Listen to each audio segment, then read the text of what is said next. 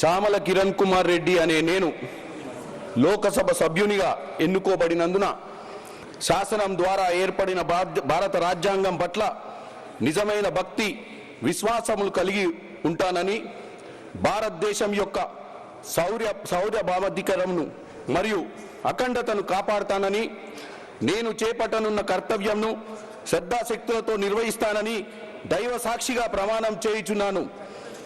జై తెలంగాణ, జై యాదగిరి లక్ష్మణ స్వామి.